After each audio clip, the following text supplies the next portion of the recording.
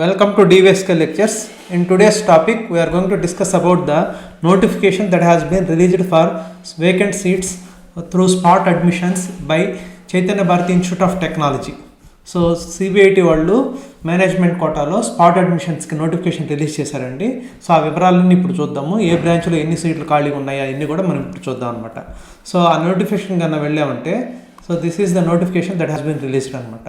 So ఇక్కడ చూడొచ్చు మీరు, there are few seats available in the following branches after completion of admissions as per first and second selected lists. So first round second round తర్వాత కొన్ని seats ఖాళీగా మిగిలినాయని.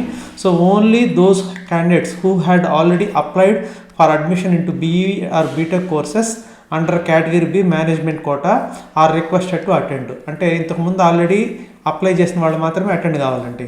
ఈ spot admissions మీద నేను ఒక వీడియో కూడా చేస్తున్నాను. మీకు క్లారిటీ కావాలంటే ముందు ఆ వీడియో చూడండి, లింక్ నేను డిస్క్రిప్షన్లో ఇస్తాను. తర్వాత ఇది చూస్తే మీకు క్లియర్గా అర్థమవుతుంది.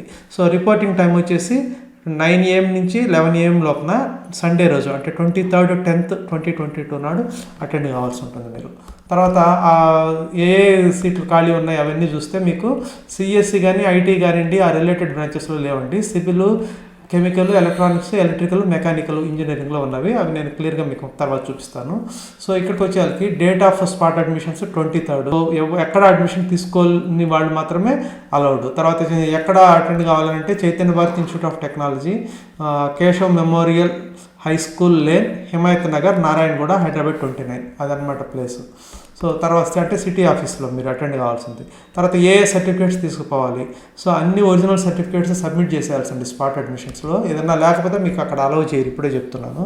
ఎస్ఎస్సి కానివ్వండి, 10th కానివ్వండి, టీసీ ఇది మెయిన్ ట్రాన్స్ఫర్ సర్టిఫికేట్ కానివ్వండి, లేకపోతే bonafide or study certificates, JEE mains hall ticket or rank card, migration certificate, Telangana state EAMCET hall ticket. So ఇవన్నీ కూడా 2 జెరాక్స్లు తీసుకోండి. తర్వాత మీకు ఆల్రెడీ తెలుసు 1,40,000 అనేది సిబిఐటి ఫీజు.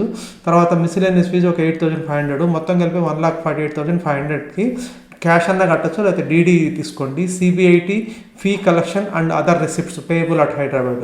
సో లేదంటే మీరు వస్తుందో రాదో సీట్ గ్యారంటీ కానీ అనుకుంటే మీరు క్యాష్ తీసుకుని వెళ్ళి వస్తే కట్టచ్చు, ఆ పని అనేది చేయొచ్చు అనమాట. తర్వాత ఇక్కడ ఇంకొక పాయింట్ కూడా ఇచ్చారనమాట.